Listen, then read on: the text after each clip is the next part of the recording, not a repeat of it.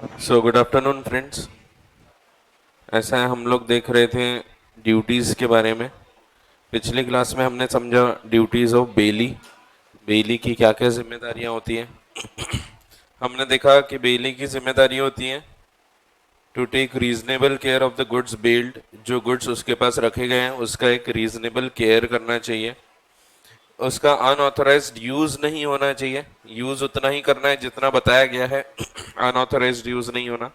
फिर मिक्स नहीं करना विदाउट द कंसेंट, बिना पूछे मिक्स नहीं करना। पूछ के मिक्स किए तो चलता है बट बिना पूछे मिक्स नहीं करना है। देन रिटर्न करना, साथ में एक्रीशंस रिटर्न करना and not to defeat the bailor's title, title को डिफीट नहीं करना। ये 6 ड्यूटीज हमको बताई गई हैं जो बेली को प्राप्त होती है। अब हम बात करेंगे बेलर की ड्यूटीज। सो बेलर को भी कुछ ड्यूटीज फॉलो करना पड़ता है, जिसमें सबसे पहले हम देखते हैं duty to disclose the fault in the goods. तो ड्यूटीज ऑफ बेलर, पहली ड्यूटी होती है इसकी ड्यूटी टू डिस्क्लोज फॉल्ट। जो गलतियां हैं, गड़बड़ हैं गुड्स में, ये बताना चाहिए। अगर मैं आपको गुड्स दे रहा हूं तो मेरी जिम्मेदारी है कि मैंने वो गुड्स में अगर कुछ गड़बड़ है तो वो चीज आपको इन्फॉर्म करूं। वो भी कौन सी गड़बड़? तो ऐसी गड़बड़ जो कि आपको पता नहीं है।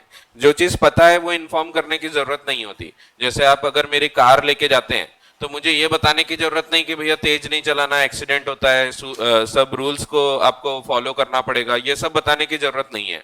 सो वो तो पता होता है। लेकिन इसके अलावा अगर कोई और गलती है, जैसे ब्रेक फेल है कार के, तो ये तो बताना चाहिए। सो जनरली नहीं होते बट अगर फेल है तो ये बताना चाहिए मुझे। सो ये है duty to disclose the fault. अगर फॉल्ट है, गड़बड़ है, मैंने आपको मेरी बाइक दे दिया, उसके ब्रेक लूज है, यहाँ पे लगा वो थोड़ा आगे जाके रुकते हैं, तो ये चीज मुझे बताना चाहिए आपको। सो ये सब जो है ये टू डिस्क्लोज द फॉल्ट, ये ड्यूटी होती है। बट यहाँ पे अब दो प्रकार के बेलमेंट के हिसाब से हम डिसाइड करते हैं कि ड्यूटी कौन सी है। आपको पता है दो प्रकार के बेलमेंट होते हैं। तो ये फॉल्ट जो डिस्क्लोज करने की जिम्मेदारी है ये होती है on the basis of type of bailment. अगर ग्रेटिशियस बेलमेंट है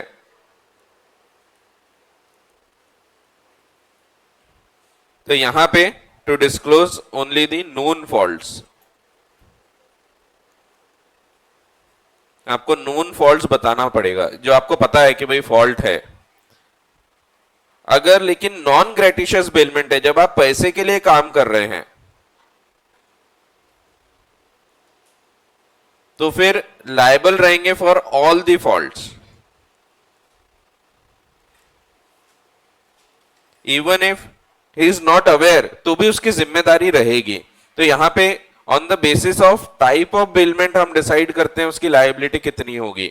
अगर ग्रेटिशियस बेलमेंट है तो वो तभी लायबल होता है जब उसको पता है कि कुछ गड़बड़ है गुड्स में।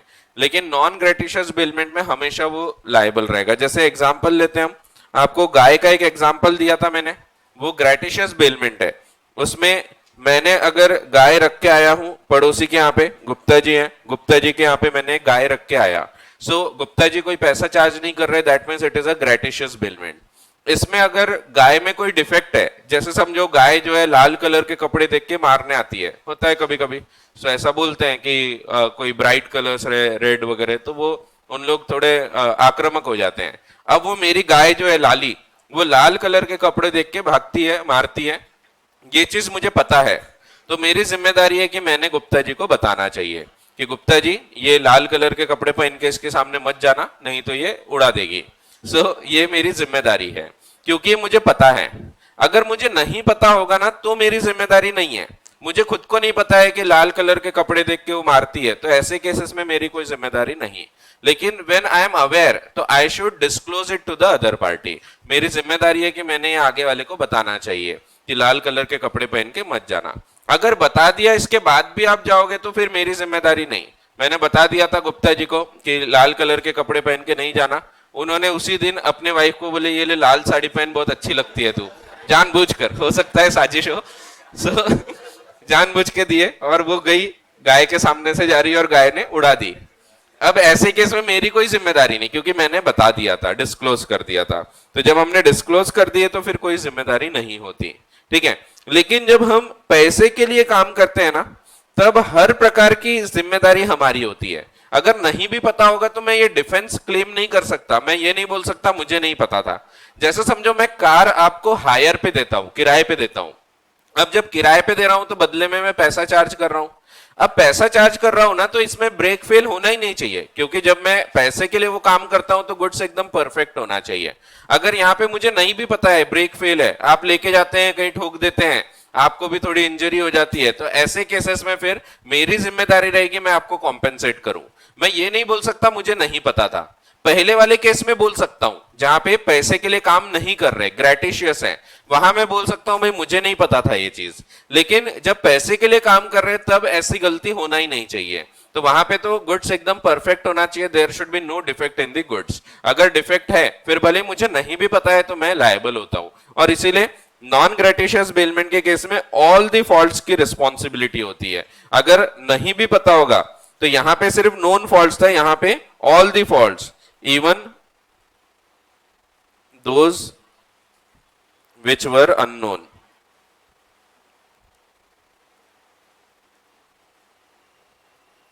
unknown to baler. तो अननोन बेलर को नहीं पता था उसके बारे में, तो उसके लिए भी लायबल रहेगा। तो डिस्क्लोज तो नहीं कर पाएगा वो, लेकिन हाँ उसके लिए लायबल जरूर रहेगा कि कोई एक फॉल्ट है उसमें गुड्स में, तो फिर कोई नुकसान होगा तो जिम्मेदारी रहेगी टू कॉम्पेंसेट दी बेली, ठीक है। सो यहां पे अगर क्वेश्चन आता है तो आपको सबसे पहला काम करना चाहिए identify the type of bailment. Gratuitous है तो अलग जिम्मेदारी है, नॉन ग्रेटिशियस है तो अलग जिम्मेदारी है, ठीक है। तो अगर ग्रेटिशियस है तो सिर्फ आप तब जिम्मेदार रहेंगे जब आपको पता था फिर भी नहीं बताया, लेकिन नॉन ग्रेटिशियस में हमेशा जिम्मेदारी रहेगी। हम ये नहीं बोल सकते हमको नहीं पता था, क्योंकि जनरली ऐसा माना जाता है जब हम कोई भी काम पैसे के लिए कर रहे हैं तो फिर एकदम परफेक्ट होना चाहिए। क्योंकि गलती हो गई तो लोग तो आपको स्किल्स देख के ही वो चीज करते हैं, तो इसीलिए आपने उसमें गलतियां नहीं करना चाहिए। जैसे टीचिंग हो गई, तो टीचिंग में मैं गलती करते हुए आपको नहीं दिखूंगा कि मैंने गलत कर दिया फिर बोला अरे गलत हो गया, ठीक कर रहे हैं। अगर कभी हुआ भी तो हम ठीक कर देंगे, मैं बता दूंगा कि हाँ ये गलती हो गई थी और ये सही ये है, तो ऐसा मैं बता दूंगा, कभी हम छुपाएंगे नहीं आपको, ठीक है। तो हम तो गलती अफोर्ड वैसे थोड़ा बहुत कर सकते हैं, मैंने गलती कर भी दिया तो क्या आपको मैं ठीक कर सकता हूँ। पर डॉक्टर है, डॉक्टर ने गलती कर दिया, यार गलती हो गई, वो गया पेशेंट, तो फिर इसीलिए ऐसा माना जाता है जिससे आप पैसा कमाते हैं ना उसमें गलती नहीं होना चाहिए। तो वैसे यहाँ पे अगर आप पैसा कमा रहे हो उन गुड्स से, तो उन गुड्स में फॉल्ट होना ही नहीं चाहिए। अगर वो फॉल्ट आपको नहीं भी पता है तो भी आप जिम्मेदार हो, ठीक है, क्योंकि आप उससे पैसा कमा रहे हो। तो उसका लॉजिक वही है कि पैसा कमा रहे हो तो फिर उसमें फॉल्ट होना ही नहीं चाहिए। बट जब पैसा कमाना मकसद नहीं है, वहां पे सिर्फ तब जिम्मेदार है जब नोन फॉल्ट है, जब हमको पता था। अगर नहीं पता था तो हम लायबल नहीं होते टू कॉम्पेंसेट दी बेली, ठीक है। सो ये पहली जिम्मेदारी है, to disclose the faults in the goods bailed. फिर दूसरा, चलो एक एक पढ़ते जाते हैं क्योंकि ये एकदम ही सिंपल है, तो साथ साथ में पढ़ते जाएंगे। Duty to disclose the faults in the goods bailed, पहली जिम्मेदारी है जो भी गलतियां हैं, गड़बड़ है, ये आपने इन्फॉर्म करना है। फिर इंडेमनिटी आएगी, टू पे बैक फॉर द लॉस। तो ये इसीलिए मैं एक साथ नहीं पढ़ा रहा, क्योंकि फिर इंडेमनिटी में फिर से हम डिटेल में जाएंगे तो फिर उसमें एक एक करके और बहुत सारी चीज आएगी, तो फिर तब तक हम भूल जाएंगे। इसीलिए पहले एक पढ़ लिए, उसको समझ लेते हैं। यहाँ पे ऐसा नहीं था, इसीलिए एक साथ पूरी बता दिया था मैंने। यहाँ अंदर और सब हेडिंग्स नहीं आ रही थी, सिर्फ एक जगह थी, बाकी जगह सब हेडिंग नहीं थी। बट यहाँ हर जगह आपको सब हेडिंग दिखेगी, तो एक एक करके हम देखते जाते हैं। So duty to disclose the fault in the goods bailed, section 150 lays down this duty. This section makes a distinction between gratuitous bailer, क्योंकि वहां अलग जिम्मेदारी है, and bailer for reward, that means non gratuitous। for reward का मतलब है जहां consideration है, and provides as follows। gratuitous bailer के लिए अलग रूल है। A gratuitous bailer is bound to disclose to bailee all the faults, कौन से वाले, of which he is aware। तो all the faults in the goods bailed of which he is aware and which materially interfere with the use of them or expose the bailee to extraordinary risk।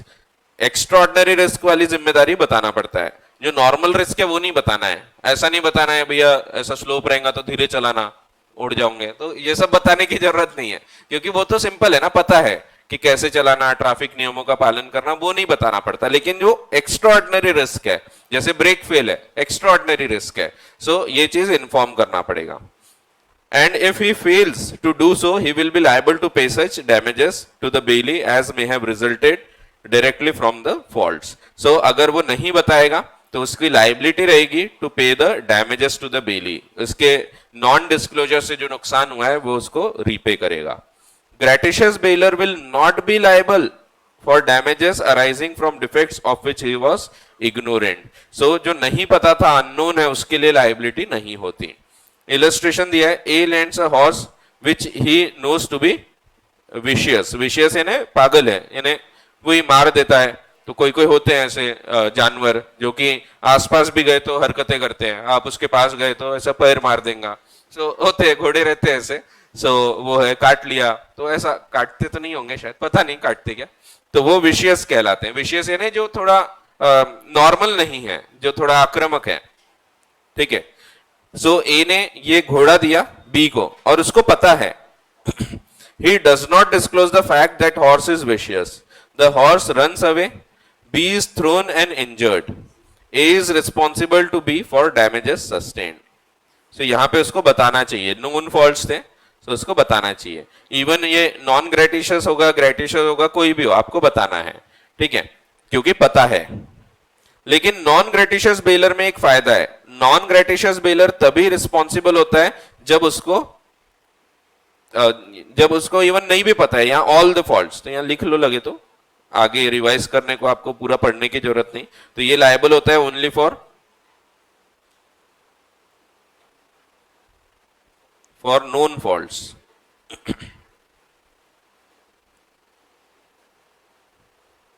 लेकिन non gratuitous baler ये liable होता है for all the faults.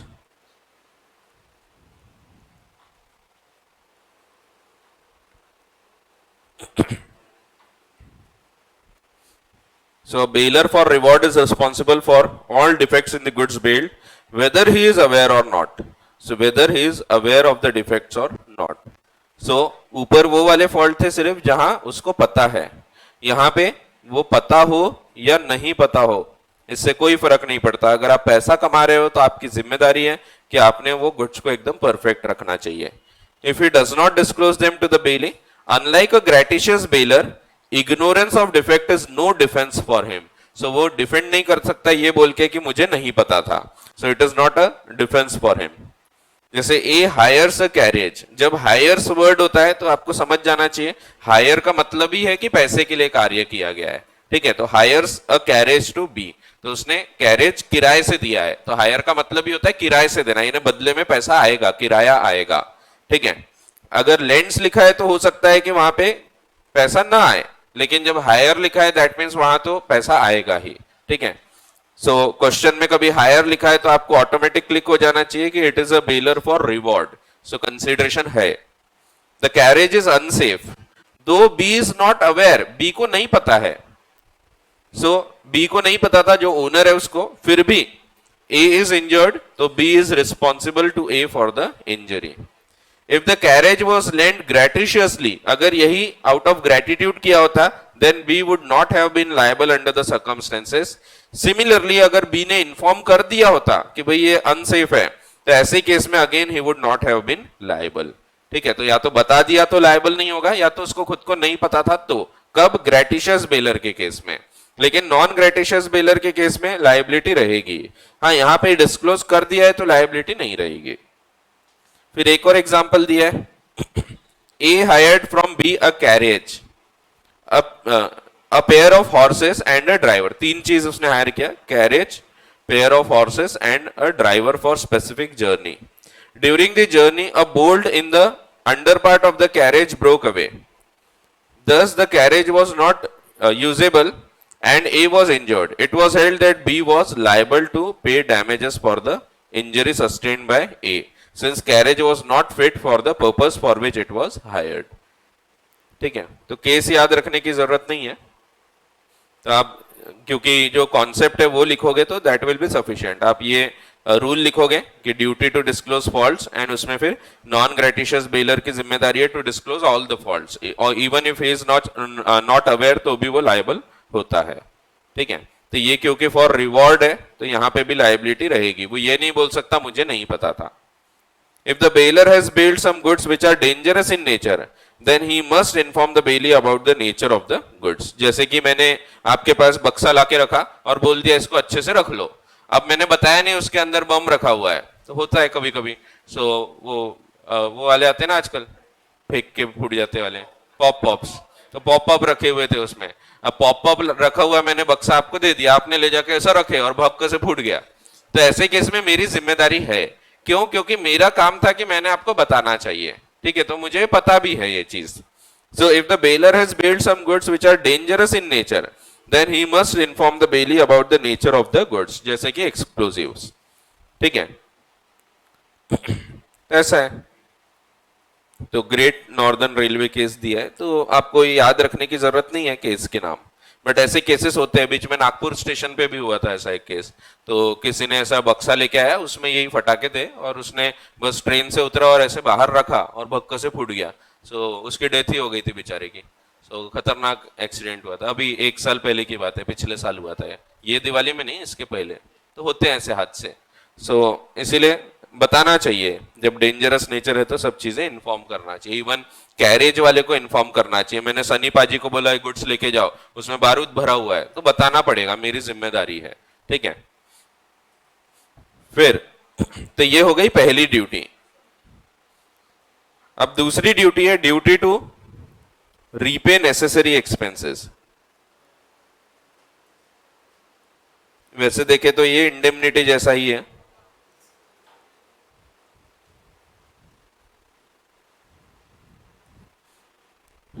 तो repay करना, expenses वापस देना। अब यहां पे भी अगेन ग्रेटिशियस बेलमेंट और नॉन ग्रेटिशियस बेलमेंट पे फर्क पड़ता है। इसको भी एग्जाम्पल से समझते हैं। एग्जाम्पल्स याद रखो, एग्जाम में खूब काम आते हैं, इसीलिए उसको हम बोलते हैं एग्जाम्पल। एग्जाम के पल में वो काम आएंगे, एग्जाम्पल ऐसा है। सो ग्रेटिशियस बेलर, इसमें अलग रूल है और नॉन ग्रेटिशियस में अलग है।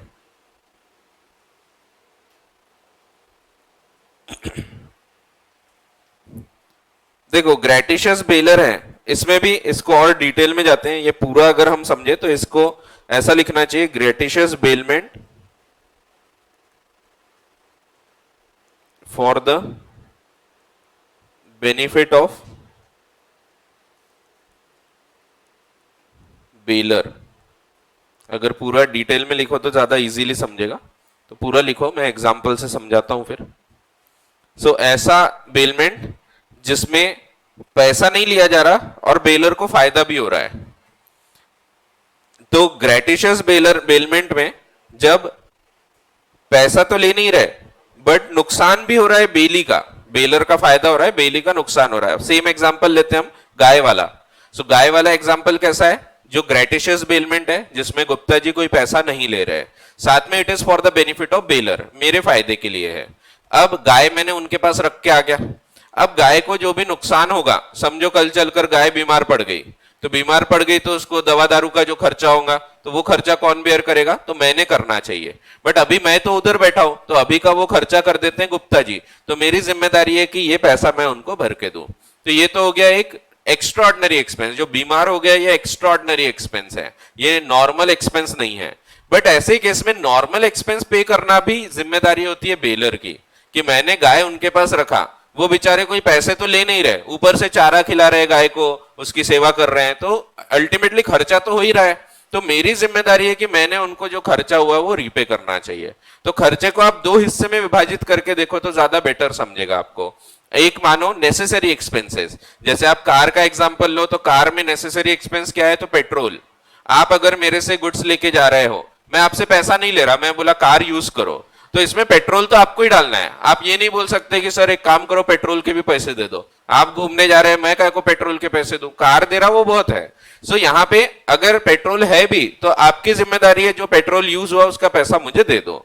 सो ये जिम्मेदारी रहती है। सो ये तो यहाँ पे मैं दूसरा एग्जांपल लिया, यहाँ बेली पे कर रहा है, तो बेलर और बेली दोनों में इसको समझने के लिए बेस्ट चीज है आप देखो बेनिफिट किसको मिल रहा है। जनरल रूल होता है कि जितने भी नेसेसरी एक्सपेंसेस है वो बेनिफिशियरी बेयर करता है। सो नेसेसरी एक्सपेंसेस, नेसेसरी यानी जरूरी चीजें हैं, तो बेनिफिशियरी कौन है ये देखो। कार वाले केस में आप बेनिफिशियरी हो, आपको मैंने कार यूज करने दिया, तो बेलर बेली से मत देखो उसको, उसको समझो बेनिफिशियरी से। सो मैंने अगर आपको यूज करने दिया हूं, आपको फायदा मिल रहा है, मैं बदले में कोई पैसा भी चार्ज नहीं कर रहा, तो आपका बेनिफिट है, तो जो नेसेसरी एक्सपेंस है वो आप पे करोगे। वैसे ही गाय वाले केस में मैं बेनिफिशियरी हूं, गाय वाले केस में मैंने गाय रख के आया गुप्ता जी के पास, फायदा मुझे मिल रहा है, तो मैं पे करूंगा नेसेसरी एक्सपेंसेस। और जो एक्स्ट्राऑर्डिनरी एक्सपेंस होते हैं वो हमेशा ओनर बेयर करता है। सो ऐसा अगर ध्यान रखोगे तो बहुत इजीली याद रहेगा। तो इसको आप दो हिस्सों में लिख सकते हैं, मैं यहां ऊपर लिख देता हूं ताकि आपको याद रहे। सो एक जनरल रूल है कि जितने भी नॉर्मल एक्सपेंसेस होते हैं ये बेयर किया जाता है टू बी बोर्न बाय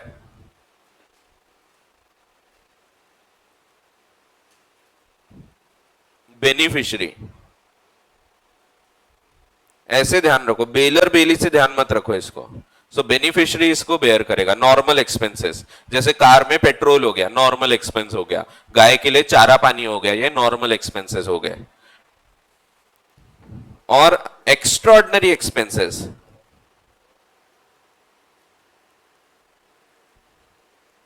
अगर आपकी गलती नहीं है तो एक्स्ट्राऑर्डिनरी एक्सपेंस कौन बेयर करेगा, तो to be borne by owner. Owner करेगा। बचपन में आपने रूल पढ़ा था रिस्क और ओनरशिप साथ साथ चलते हैं। सो अगर मैंने आपको कार दिया, कार आप यूज कर रहे हैं, तो पेट्रोल तो आप भराओगे, लेकिन कार कहीं रखी थी बिजली आके गिर गई, तो अब ये आपका नुकसान नहीं है, मेरा नुकसान है, एक्स्ट्राऑर्डिनरी नुकसान हो गया ये। सो एक्स्ट्राऑर्डिनरी नुकसान जो होगा वो ओनर बेयर करता है। गाय के केस में भी वहां तो खैर बेनिफिशियरी मैं ही हूं और ओनर भी मैं ही हूं, तो वहां दोनों एक्सपेंसेस मैं ही बेयर करूंगा, क्योंकि गाय के केस में मैंने गाय रखा हूं गुप्ता जी के पास, तो जो चारा पानी का खर्चा है वो खर्चा मैंने उठाना चाहिए। भले अभी वो पे कर देंगे, बट उनका उनका अधिकार है और मेरी जिम्मेदारी है कि मैं उनको ये रीपे करके दूं। ठीक है। और अगर गाय को कुछ हो गया, दवा दारू का खर्चा है, एक्स्ट्राऑर्डिनरी एक्सपेंस है, ये नॉर्मल एक्सपेंस नहीं है, तो ये वाले भी मैं बेयर करूंगा because I am the owner.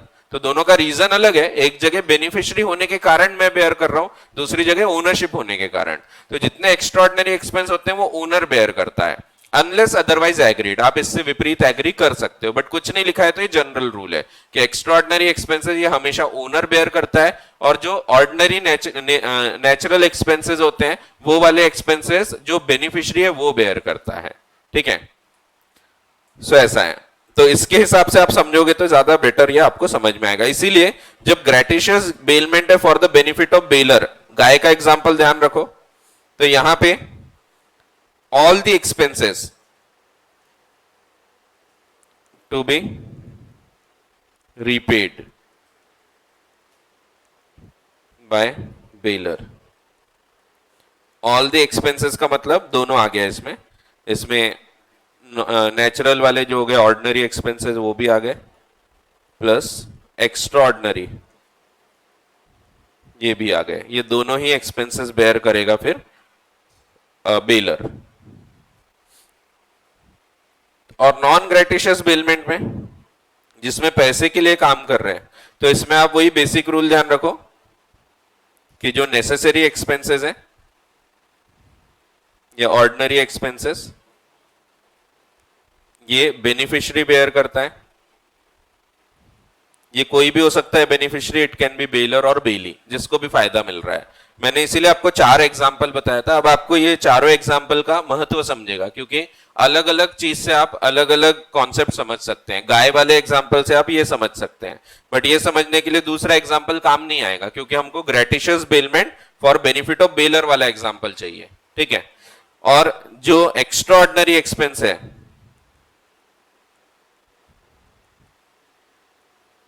तो ये बेयर करता है ओनर, तो बेलर, तो ये हमेशा बेलर रहेगा। ये दोनों हो सकते हैं, it can be either a baler और बेली, कोई भी हो सकता है।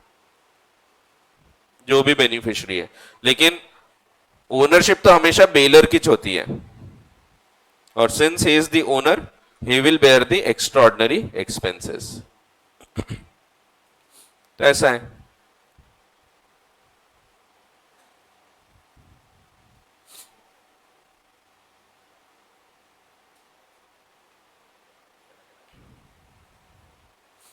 सो रीड करते हैं इतना।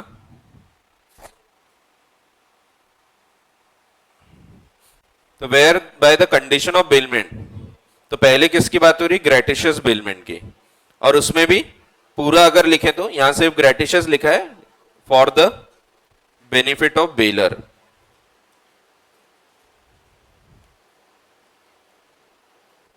जब बेलर के फायदे के लिए है और बेली पैसा नहीं ले रहा क्योंकि ग्रेटिशियस है, तो ऐसे केस में बेलर की जिम्मेदारी है एटलीस्ट जो नेसेसरी एक्सपेंस है वो तो रीपे करके दो, ठीक है।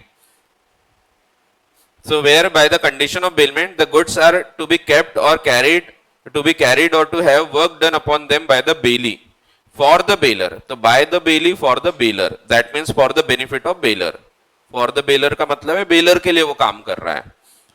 And the bailee is to receive no remuneration, साथ में बेली को कोई पैसा भी नहीं मिल रहा है, सो बेचारा काम भी करके दे रहा और पैसा भी नहीं मिल रहा, तो it is the duty of baler to repay the necessary expenses incurred by the bailee for the purpose of bailment।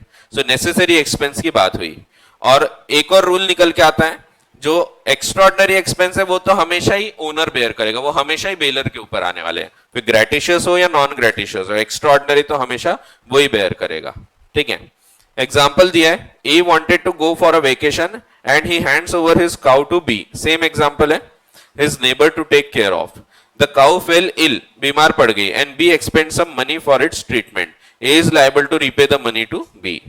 So ये तो खर्चा हो ही गया, बाकी भी एग्जाम्पल मैंने आपको दिया, चारा पानी का खर्चा तक के वो खुद बेयर करेगा, ठीक है। तो जो चारा पानी वगैरह के खर्चे वो भी बेलर ने पे करना चाहिए, अभी तो बेल ही कर रहा है, गुप्ता जी खर्चा कर रहे हैं, बट बाद में गुप्ता जी मुझसे क्लेम कर सकते हैं। और नॉन ग्रेटिशियस है तो क्योंकि bailor is the owner of the goods he will be liable for extraordinary expenses incurred by bailee, और एक्स्ट्राऑर्डिनरी एक्सपेंस में हमेशा ही बेलर जिम्मेदार होता है, यहां भी लिख सकते हो आप। So bailor is liable for all the extraordinary expenses, फिर वो ग्रेटिशियस बेलमेंट हो या नॉन ग्रेटिशियस हो, हमेशा बेलर ही लायबल होता है, ठीक है। Since the bailor is the owner of goods, he will be liable for extraordinary expenses incurred by the bailee. Example दिया है, A hired a taxi from B for the purpose of going to Gurgaon from Noida. During the journey, a major defect occurred in the engine. A had to pay rupees 5,000 as repair charges. अब ये extraordinary expense है, क्योंकि normal expense हो जाते हैं जो petrol वगैरह का खर्चा है, लेकिन यहाँ नॉर्मल एक्सपेंस नहीं है, इसमें एक डिफेक्ट निकला, उसको रिपेयर करना पड़ा, उसके 5,000 रुपए लगे, ये एक्स्ट्राऑर्डिनरी एक्सपेंस हो गया। These are extraordinary expenses and it is the bailor's duty to bear such expenses. However usual ordinary expenses of petrol, toll tax, ये सब बेली बेयर करेगा, क्यों? Since he is the beneficiary. तो आपको उसका reason ध्यान रखो। तो ऐसा रूल मत बनाओ कि बेलर बेयर करता है या बेली बेयर करता है, बेसिक इंपॉर्टेंट चीज है ये, जो नॉर्मल नेचर के एक्सपेंसेस होंगे वो हमेशा जिसको फायदा मिलता है वो बेयर करेगा, और जो एक्स्ट्राऑर्डिनरी एक्सपेंसेस मिलेंगे रहेंगे वो हमेशा ओनर बेयर करेगा, ठीक है। इसको ध्यान में रख के ये रूल्स निकले हुए हैं। सो ये मेजर रूल, जो मेन रूल है आपका, ये निकल के आता है। इसके बेसिस पे आप जब इसको समझोगे तब ये समझ में आएगा। तो सिर्फ ग्रेटिशियस बेलमेंट में भी हमेशा बेलर की जिम्मेदारी नहीं होती, बेलर की जिम्मेदारी तभी है जब gratuitous bailment for the baler है, दैट मींस उसके फायदे के लिए, एंड बेली को कोई पैसा नहीं मिल रहा, तो ऐसे केस में फिर जिम्मेदारी रहेगी बेलर की कि वो रीपे करके दे, ठीक है। तो इसीलिए हम लोग इसको एक एक करके पढ़ रहे हैं, क्योंकि उसमें और डीप में जाना है। सो पहले वाले रूल में अगेन 2 चीजें आई थी, यहाँ पे अगेन 2 चीजें आई, बट इसको समझना है तो बेसिक रूल जो है ऊपर लिखा है वो रूल को ध्यान रखो, तो इसको हमेशा ये रूल के साथ पढ़ो। तो ये रूल ध्यान रखना, normal expenses to be borne by beneficiary, फिर वो बेलर हो तो बेलर बेयर करेगा, बेली हो तो बेली बेयर करेगा, and extraordinary expenses will be borne by the owner. ठीक है, और ओनर कौन होता है? तो हमेशा बेलर ही रहेगा। Beneficiary can be both the parties. एक सवाल आ रहा होगा कुछ बच्चों के मन में कि सर अगर दोनों को फायदा मिल रहा है तो म्यूचुअल बेनिफिट, तो ऐसे केस में भी जनरल रूल वही होता है जब हम पैसा ले रहे हैं, जैसे मैंने अगर आपको किराए से कार दे दिया और उसमें पैसा लिया जा रहा है, तो ऐसा मान लिया जाता है कि वो पैसे में ऑलरेडी जो चार्जेस हैं पेट्रोल वगैरह के वो भी इंक्लूडेड है, तो इसीलिए अलग से वो पैसा नहीं लिया जाता। आप ओला बुक करते हैं तो ऐसा नहीं होता है कि वो पेट्रोल पंप पे रुक गया, बोला भैया पैसे दो पेट्रोल भरना है, ऐसा नहीं होगा। तो मान लिया जाएगा कि जब वो चार्ज ले रहा है उसमें वो इंक्लूडेड है। वैसे आप इसको चेंज कर सकते हैं अपने हिसाब से। कई बार ऐसे भी कॉन्ट्रैक्ट होते हैं जिसमें मैं कार लेके आऊंगा और उसको बोलूंगा कि पेट्रोल का पैसा मैं बेयर करूंगा, उसके फिर चार्जेस वो कम लेते हैं। तो दोनों प्रकार के एग्रीमेंट हो सकते हैं, ये सब कॉन्ट्रैक्ट है, आप जैसे चाहो वैसे रूल्स डिसाइड कर सकते हो। तो दोनों टाइप के होते हैं। वैसे जनरली ऐसा होता है कि जब वो चार्जेस लेते हैं ना उसमें वो सब इंक्लूडेड होता है। जैसे आप अगर टेलर के पास कपड़े ले जाते हैं सिलने के लिए, अब वो कपड़े सिलता है तो ऐसा नहीं होता भैया बटन के पैसे अलग से दो, तो ये सब नहीं लेगा, उसने एक बार का जो पैसा ले लिया उसमें सब चार्जेस इंक्लूडेड है ऐसा मान लिया जाता है। तो अलग से वो बटन के धागे के वगैरह ये सब पैसे नहीं मांगता है। ठीक है, तो जब पैसा चार्ज किया जाता है जनरली इट इज डीम्ड कि वो पैसे में पूरे नॉर्मल एक्सपेंसेस रिकवर कर लिए जा रहे हैं। ठीक है, तो ऐसा है। फिर duty to indemnify bailee. Indemnify, ये इंडेमनिटी वाली जो ड्यूटीज हैं इसमें आपको दो ड्यूटी अगेन देखने को मिलेगी। पहला है for pre mature termination in case of gratuitous bailment और दूसरा इंडेमनिटी फॉर नो टाइटल। तो समझते हैं। सो इंडेमनिटी का मतलब है नुकसान की भरपाई करना। अब आपको पता है क्योंकि हमने पूरा चैप्टर पढ़ चुके हैं उसके ऊपर। तो अगला जो रूल है duty to indemnify.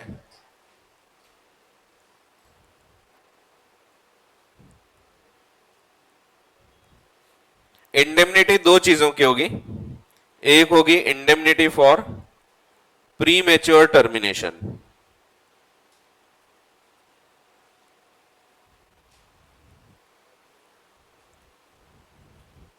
in case of gratuitous bailment।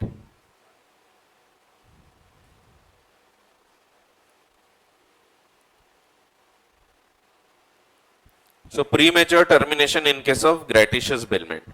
So again gratuitous bailment है और अगर हम उसको premature terminate कर रहे हैं तब हमारी जिम्मेदारी है नुकसान की भरपाई करना। अगेन एक सिंपल एग्जांपल से समझते हैं। समझो आपकी शादी है, अब शादी के लिए आप आ रहे थे मेरे को पूछने के लिए कि भाई कोई कार वाला है क्या, रेंटल में कोई कार देगा क्या। आप मेरे पास आते हैं, बोलते हैं सर वो शादी है मेरी तो कार वगैरह लगेगी अपने को, तो एक कार चाहिए थी बड़ी 7 सीटर। मैं बोलता हूँ अरे कहाँ कार किराए से लेते, फालतू खर्चा होगा, किराया भरना पड़ेगा। एक काम करो मेरी कार पड़ी रहती, मैं तो चलाता नहीं हूँ, तो आप एक काम करो ये कार ले जाओ। तो मैंने आपको कार फ्री में यूज करने दे दिया। सो ये क्या है? ग्रेटिशियस बेलमेंट है। अब मैंने कार आपको फ्री में यूज करने दिया, उसके बाद मैं घर जाता हूँ, मेरी वाइफ बोलती कार कहाँ गई। मैं बोलता हूँ वो एक स्टूडेंट है शादी थी तो मैंने उसको दे दिया। खूब गालियां पड़ती है, मेरे को घूमने जाना था, तुमको कुछ समझता नहीं है, चलो जाओ अभी के अभी कार वापस लेके आओ। अब मैं इसको बीच में कैंसिल कर सकता हूं। पहली चीज ये ध्यान रखो कि मेरा ये राइट होता है कि अगर मैं ग्रेटिशियसली गुड्स दे रहा हूं तो I can terminate it in between. इसमें भले ही मैंने 7 दिन के लिए कार दिया होगा, पर मैं अगर अगले दिन आके भी आपसे कार वापस ले लूंगा तो आप मना नहीं कर सकते। तो ग्रेटिशियस बेलमेंट में it is the right of bailor कि he can demand back the goods even before the term has expired.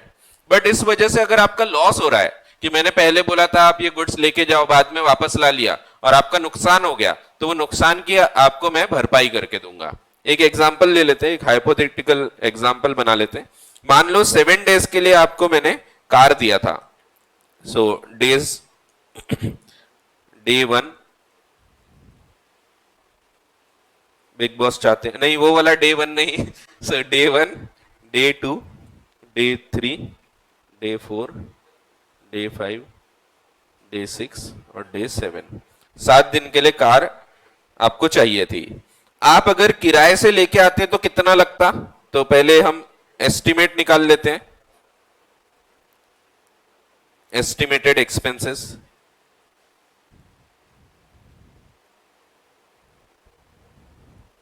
समझो 1,000 रुपए आपको रोज का लग जाता, मान लो एक हाइपोथेटिकल अपन एग्जाम्पल ले रहे ताकि आपको इजीली समझ में आ जाए। ये ड्यूटीज अगर आप ऐसे कोई एग्जाम्पल बना लेते हैं तो आपको इजीली समझ जाती है। दैट मीन्स आपको टोटल कितने रुपए लगे होते, एस्टिमेटेड एक्सपेंसेस थे 7,000 रुपए, बट मैंने आपको बोला कि नहीं आप कार कहां किराए से लेके आते, फालतू 5-7 हजार रुपए खर्चा हो जाएगा, वैसे ही शादियों में इतने खर्चे लगे होते हैं, तो एक काम करो कार मेरी लेके चले जाओ। तो एक्चुअल में मैंने आपको कार यूज करने दे दिया, तो एक्चुअल एक्सपेंस कितना लगा, तो पहले दिन आपको कोई एक्सपेंस नहीं लगा, इनफैक्ट 1,000 रुपए आपके बच गए, तो आपका फायदा हो गया। बट दूसरे दिन मैंने जब कार वापस ला लिया, मैंने घर पे गालियां पड़ी, तो मैं आता हूं और कार वापस ले जाता हूं। अब आप टाइम पे कार किराए से लेने जा रहे हैं, एकदम एंड टाइम पे, तो आपको महंगी पड़ रही, मान लो अब वो 1,200 रुपए ले रहा है, 1,000 रुपए के बदले 1,200 रुपए ले रहा है।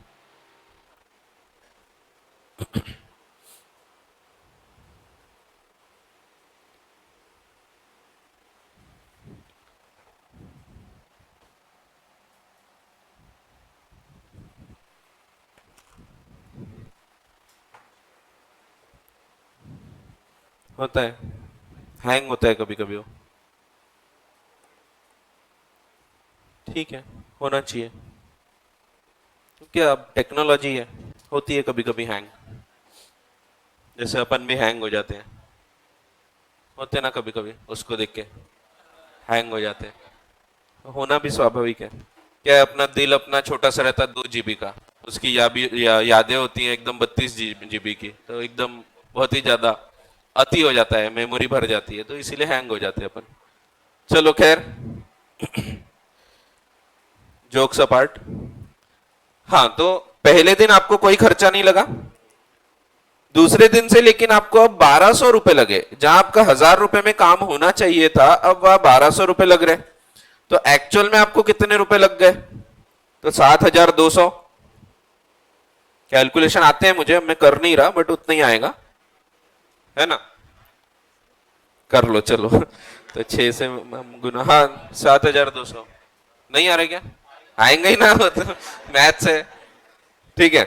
तो आपको जहां 7,000 लगने चाहिए थे, वहां लग रहा है 7,200, क्यों, क्योंकि मैंने प्री मैच्योर टर्मिनेट कर दिया, ये मेरा राइट है, it is the bailor's right,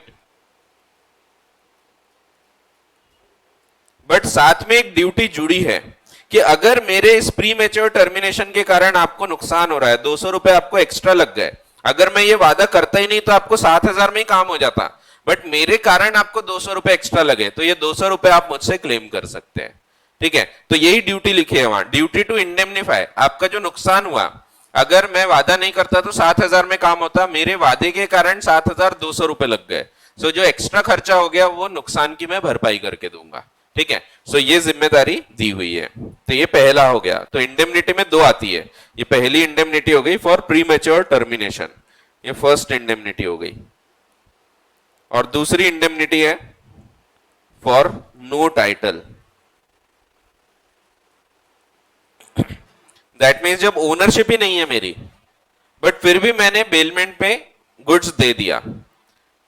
एक कार की चाबी रखी थी मेरे पास, नीरज सर की कार है, नहीं, अब वो नई कार की चाबी रखी थी, आप बोले सर कार चाहिए थोड़ा घूम के आने के लिए, अब मैंने आपको कार की चाबी उठा के दे दिया, ये लो मेरी कार है, आपको नहीं पता, तो मैंने नीरज सर की कार आपको बेलमेंट में दे दिया।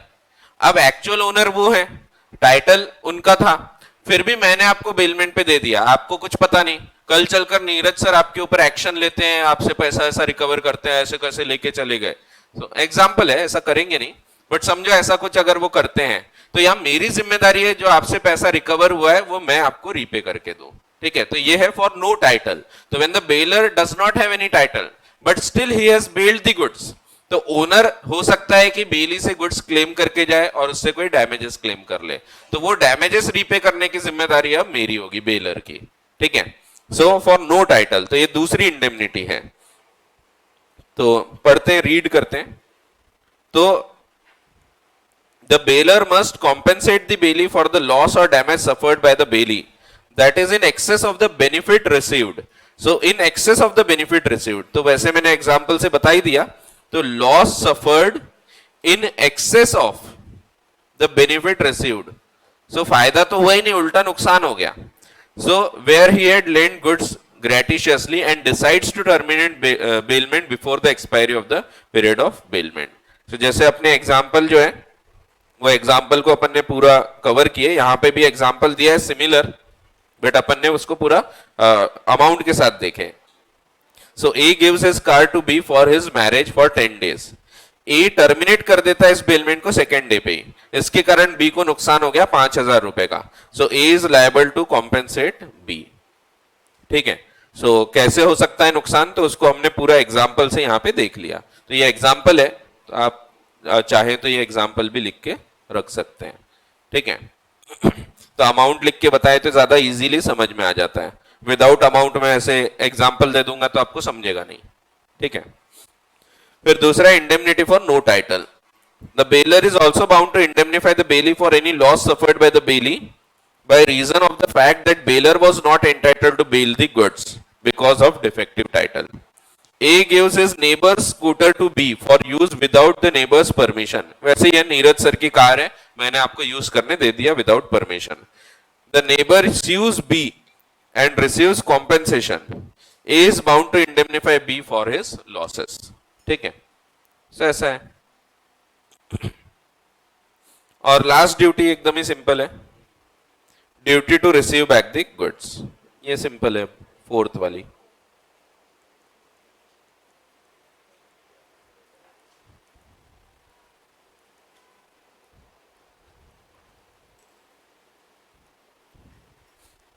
आप गुड्स लेके आए हो, आपका काम हो गया था, आपने गुड्स मेरे को वापस करने को लेके आए, बट मैं वापस नहीं ले रहा, इस वजह से आपका नुकसान हो रहा है. हो सकता है कि आपको कोई जगह की कमी थी, आपने वहां पे गुड्स रखे थे, आप मुझे रिक्वेस्ट कर रहे सर लेके जाओ गुड्स, या आप वापस लाके दे रहे, बट मैं लेने से मना कर दे रहा हूं, तो आपको कोई नुकसान होगा. अगर आपको उसको कहीं सेफ रखना पड़ा, कोई एक हॉल वगैरह करना पड़ा सिक्योरिटी पर्पज के लिए, तो उसके लिए जो भी नुकसान होगा वो नुकसान मैं बेयर करूंगा. तो होता है कई बार आप रिटर्न करने आए, मैंने रिटर्न नहीं लिया, अब आपको उसको अच्छे से तो रखना ही है क्योंकि आपकी जिम्मेदारी है, तो यहाँ पे वो नुकसान की भरपाई मैं करूंगा, जो भी अच्छे से रखने का खर्चा आएगा. ठीक है. तो वही दिया है, तो एकदम सिंपल है.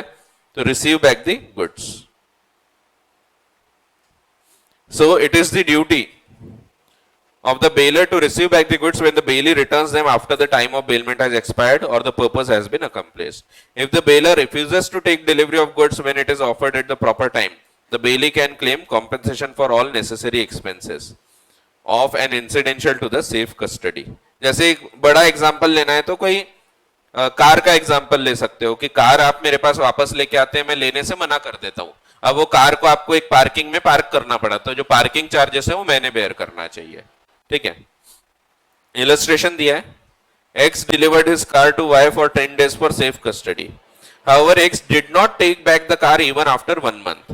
Y can claim the necessary expenses incurred by him for the custody. तो उसको जो पार्किंग वगैरह में रखना पड़ा है, तो उसका जो खर्चा आएगा वो खर्चा अब X से रिकवर किया जा सकता है. ठीक है. तो एकदम ही लॉजिकल है ये वाले पॉइंट्स. अब यहां तक कोई डाउट होंगे तो आप पूछ सकते हैं. कोई भी डाउट? ये हो गए duties of belly and duties of baler. अब राइट्स पे चर्चा करेंगे.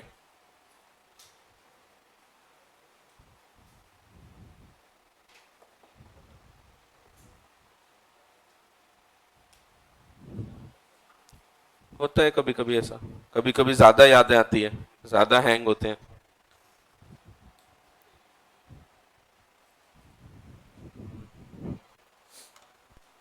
ठीक है, क्या कर सकते हैं. फिर हम देखेंगे राइट्स. सी फार गो फर्दर. ऐसे बड़ी बड़ी बातें लिखते हैं ना कि बस, हाँ ना, एकदम. यहां भी लिखा होगा कहीं, है ना. जॉय को किसने मारा? कंपैरिजन ने. ठीक है. वहां लिखा होगा never give up, never ever give up, ऐसा लिखा होगा एक जगह.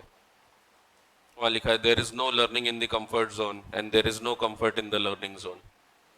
अपन तो कंफर्टेबल होके ही पढ़ रहे हैं, अच्छा सोफा वोफा लगा है मस्त एकदम, सही है.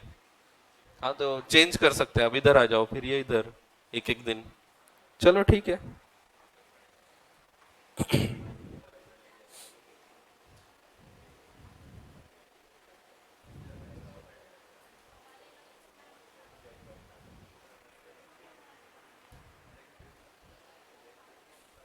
चलो अब राइट्स ऑफ बेली पढ़ लेते हैं अपन।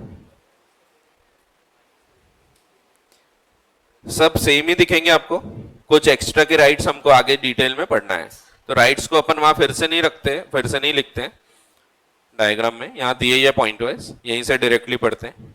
राइट्स ऑफ बेली, पहले बेली के राइट्स पढ़ रहे हैं, जिसके पास गुड्स का पोजीशन आया है, जो ओनर नहीं है बट इसके पास गुड्स रखे हुए हैं। सो पहला राइट एकदम सिंपल है, जो हमने शुरुआत में ही पढ़ लिया था, कुछ नया नहीं है, रिपीट हो रहा है, ये सभी रिपीट होते दिखेंगे आपको। Where the goods have been bailed by several joint owners, bailey has the right to deliver them to or according to the directions of any one joint owners without the consent of all in the absence of any agreement to contrary। मैंने example दिया था कि मैंने और इलू ने मिलके अगर एक कार खरीदे हैं, वो आपको बेलमेंट के रूप से दे दिए, तो आप किसी भी एक व्यक्ति के पास आके वो कार को वापस कर सकते हैं, ठीक है, या तो मेरे पास लाके दे दो या इलू को दे दो, ठीक है। सो अगर कुछ और एग्री नहीं किया है तो आप किसी के पास भी जाके कार वापस कर सकते हैं, ठीक है।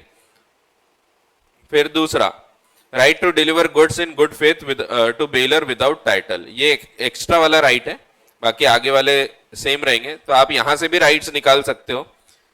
सो देखो, ये ड्यूटी है बेलर की, कि बेलर की जिम्मेदारी है कि जो गुड्स हैं उसमें फॉल्ट नहीं होना चाहिए, तो बेली का राइट होगा कि अगर उसमें फॉल्ट निकलते हैं तो ही कैन क्लेम कॉम्पेंसेशन। तो यही जो इसकी ड्यूटी है ना, वो इसका राइट हो जाएगा।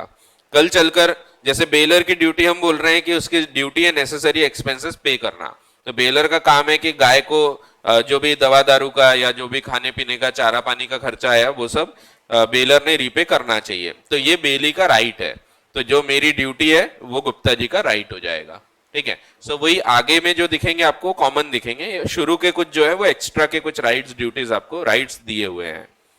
सो right to deliver goods in good faith to the bailor without title, जब मेरी ओनरशिप नहीं है बट मैंने आपको कार दे दिया था यूज करने को, आपको कुछ पता नहीं लगा कि किसकी ओनरशिप है, कुछ भी नहीं पता लगा, 2 दिन बाद आपने कार लाके मुझे वापस कर दिए।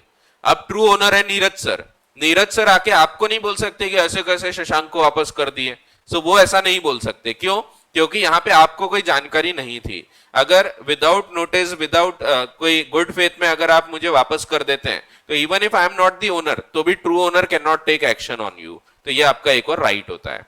तो वही दिया है, bailee has a right to deliver the goods in good faith to the bailor without title without incurring any liability towards the true owner, तो ट्रू ओनर आपसे कोई पैसा वैसा क्लेम नहीं कर सकता, तो you have a right to deliver the goods to the bailor even if he does not have any title.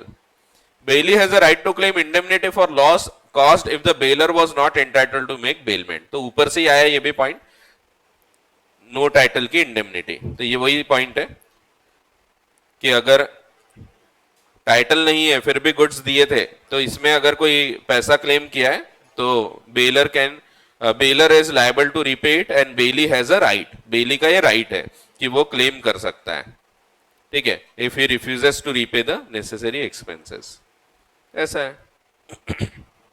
फिर ड्यूटी थी फॉल्ट डिस्क्लोज करना है, ग्रेटिशियस बेलमेंट में known faults and non gratuitous bailment में all faults, even if he is not aware or not. So अगर मैंने fault disclose नहीं किया और आपका कोई नुकसान हो गया तो आप मुझसे क्लेम कर सकते हैं, लेकिन ग्रेटिशियस बेलमेंट में तभी क्लेम कर सकते हैं जब मुझे वो फॉल्ट पता थी, नॉन ग्रेटिशियस में इवन नहीं भी पता थी, गाड़ी का ब्रेक फेल है मुझे नहीं पता था, तो भी आप क्लेम कर सकते हैं। So bailee can claim from bailor compensation for loss caused to him by non disclosure of known faults, and अगर नॉन ग्रेटिशियस बेलमेंट है तो bailee can claim compensation from bailor for loss caused due to any fault whether he is aware or not, ठीक है। सो ये वाले point पे questions आते हैं कई बार, तो ये वही है, सेम ही पॉइंट है।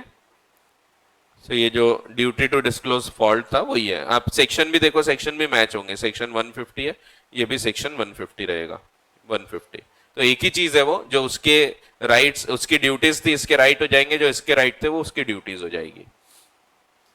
फिर ये भी सेम है, right to claim necessary expenses in gratuitous bailment where the bailee is not charging any reward. गाय वाला एग्जांपल दिया ही है यहाँ पे।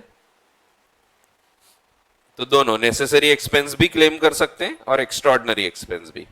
इन case of gratuitous bailment for the benefit of bailor, for the benefit of bailor and where the bailee is not claiming any reward, तो गुप्ता जी कोई पैसा नहीं ले रहे, it is the right of bailee, it is the duty of bailor and it is the right of bailee to claim necessary expenses as well as extraordinary expenses.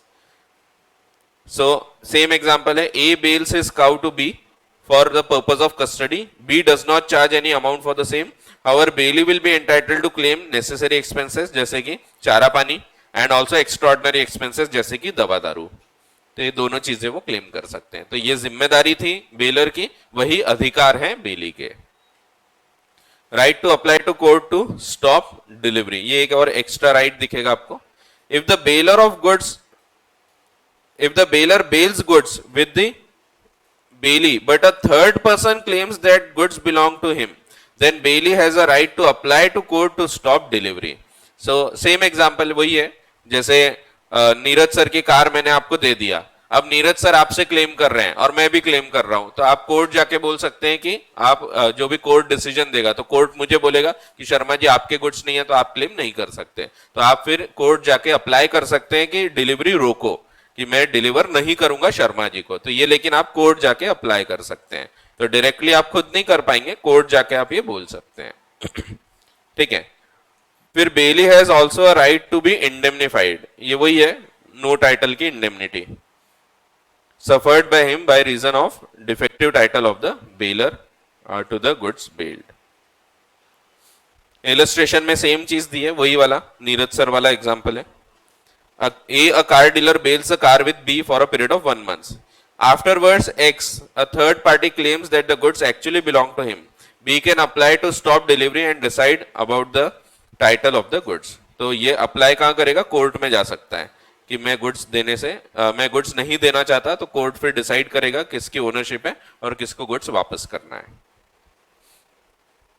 फिर अगला भी simple है, एक्सपेंसेस फॉर सेफ कस्टडी, अगर वो time पे receive नहीं करता, refuses to take back the goods, वही जो एग्जांपल दिए थे हमने ये वाले इससे रिलेटेड।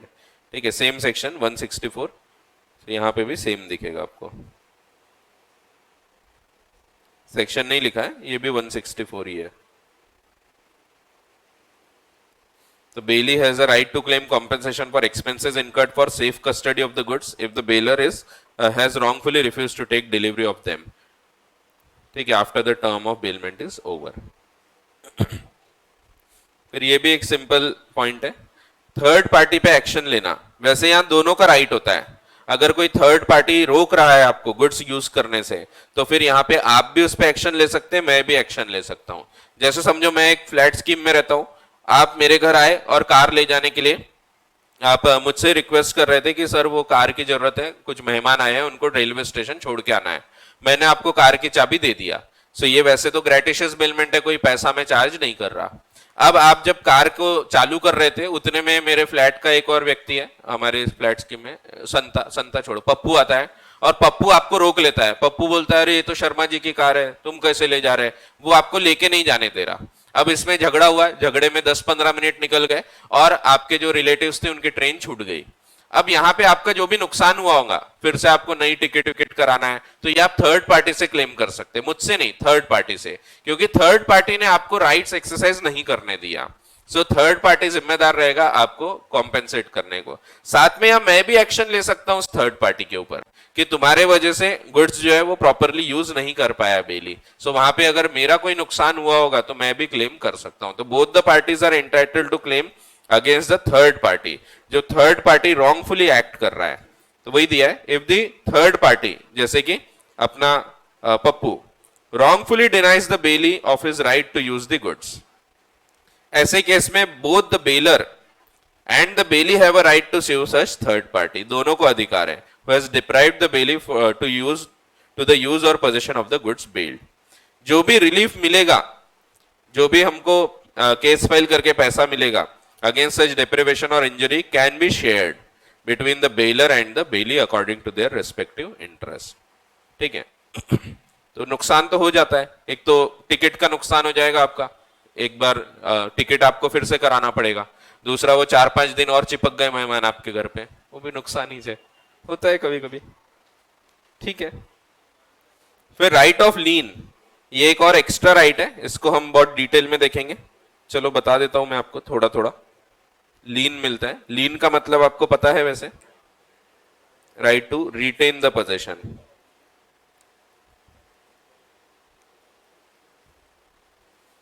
कब मिलेगा राइट ऑफ लीन? जब आपको पैसा नहीं मिला है।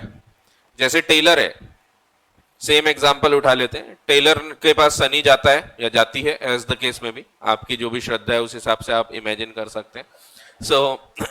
सनी जाता है या जाती है टेलर के पास और बोलते हैं कि टेलर बाबू इसका ड्रेस बना के मुझे दे दो। टेलर बोलते हैं कि 2,000 रुपए होंगे। आप बोलते हो, आप यानी सनी बोलती है ही ले लेते हैं अपन, कहाँ कंफ्यूजन हो रहा, तो ज्यादातर बोलती है ही चाहते हैं, तो बता देता हूँ। तो सनी बोलती है कि टेलर बाबू ठीक है, मैं जब गुड्स लेने आऊंगी तो 2,000 रुपए ला लूंगी। अब गुड्स लेने आती है और वो 2,000 रुपए नहीं लेके आती, तो क्या टेलर उसको गुड्स ले जाने से रोक सकता है क्या? तो yes, even if the ownership is with the party, यानी सनी की ओनरशिप है। कंफ्यूज हो जाते हैं, सनी बीच में आ गई तो कंफ्यूज हो जाते। खैर ठीक है, ठीक है, ठीक है। तो खैर, तो यहाँ पे सनी की ओनरशिप है, बट फिर भी लीन रख सकता है टेलर। ये लीन कब होता है? तो इसकी कुछ कंडीशंस हैं। इसको हम एक नाम देते हैं, इसको हम बोलते हैं पर्टिकुलर लीन। तो हम अभी समझेंगे जनरल लीन और पर्टिकुलर लीन। इस लीन को जो बेली को प्राप्त होती है, इसको हम पर्टिकुलर लीन बोलते हैं। ये सिर्फ वही वाले गुड्स रख सकता है जिसपे उसने काम किया था, उसके और कोई गुड्स होंगे तो उस पे लीन नहीं मिलती। तो पर्टिकुलर लीन का मतलब होता है वही वाले गुड्स जिसका पैसा नहीं दिया है, आप वही रख सकते हो। कोई पुराना पैसा बचा होगा तो उसके लिए ये वाले गुड्स नहीं रख सकता वो। ये पर्टिकुलर लीन कहलाती है। It can be exercised only on those goods जिसपे वर्क किया गया है। तो ये हमेशा नॉन ग्रेटिशियस बेलमेंट में रहेगी, रिवॉर्ड वाला बेलमेंट होना चाहिए, क्योंकि बेलमेंट जब फ्री वाला है जिसमें पैसा है ही नहीं, वहां लीन की बात ही नहीं आती। लीन तब मिलेगी जब उसने पैसा नहीं पे किया, दैट मीन्स हमेशा पैसे की बात होगी तभी लीन मिलती है। तो पहला तो हो गया नॉन ग्रेटिशियस बिलमेंट होना चाहिए। दूसरा, उन गुड्स पे मिलती है जिनके ऊपर कुछ काम किया गया है। जैसे गोल्ड में थे, उसके पास सोना ले जाके दिए थे, उसने सोने को ज्वेलरी में कन्वर्ट किया और रेडी करके रख दिया, लेकिन हमने पैसा नहीं दिया, तो वो हमको गुड्स ले जाने से रोक सकता है।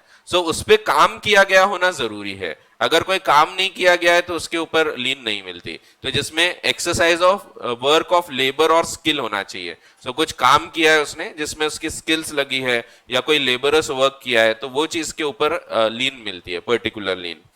लीन जो है, लीन का मतलब जैसा कि आपको पता ही है, lien is the right of a person to retain the goods belonging to another. Goods दूसरे के होते हैं बट हम उसको देने से मना करते हैं, ये लीन कहलाता है। until his claim is satisfied or some debt due to him is repaid, जब तक उसको वो पैसा नहीं मिलता तब तक। कॉन्ट्रैक्ट एक्ट दो प्रकार की लीन की बात करता है, एक पर्टिकुलर लीन और एक जनरल लीन। दोनों हम डिटेल में पढ़ेंगे। पर्टिकुलर लीन है, ये मिलती है जनरली बेली को, तो bailee is entitled to particular lien and not the general lien. General lien बहुत कम केस में मिलती है, जैसे बैंक में मिलती है जनरल लीन, कुछ लोगों को ही मिलती है। तो इसको हम समझेंगे, अभी मैं आपको बता देता हूं। जो राइट ऑफ लीन है, हाँ अगली क्लास में करेंगे, अभी बस थोड़ा बता दे रहा हूं। ये दो प्रकार के लीन रिकॉग्नाइज करता है कॉन्ट्रैक्ट एक्ट, पर्टिकुलर लीन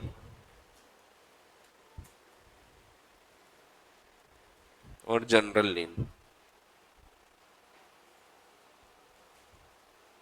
आपका बेसिक रूल है, बेली has a right of particular lien। इसको पर्टिकुलर लीन मिलता है। इसी को अगर हम दूसरे शब्दों में बोले तो that is he can retain only those specific goods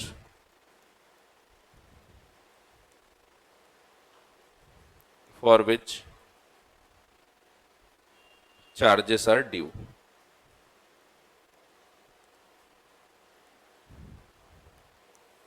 दूसरा, ये ऑटोमेटिक होती है, इट इज ऑटोमेटिक, बोलना नहीं पड़ता, ऐसा बोलने की आवश्यकता नहीं होती कि सनी को बोलेंगे देखो बहन जी अगर आप पैसा नहीं लाओगे तो हम गुड्स नहीं देंगे, तो ऐसा बोलने की आवश्यकता नहीं होती, ठीक है। So it is automatic. हाँ टेलर है ना, कुछ भी बोल सकता है ठीक है। फिर ये तभी मिलता है, it is available on goods on which work is done. वो वर्क कोई भी हो सकता है, स्किल्स या लेबर, कुछ भी हो सकता है, ठीक है। फिर it is available only for the work done and not for any other custody charges, बाकी चार्जेस के लिए नहीं होता। तो बाकी चीजें अगले क्लास में देखते हैं, तो अभी इतना लिख के रखो, बाकी आगे और अपन इसको डीप में जाके देखेंगे, ठीक है। और जनरल लीन जो होती है ये जनरल बैलेंस ऑफ अकाउंट्स के लिए होती है। चलो छोड़ो, अगले क्लास में देखते हैं।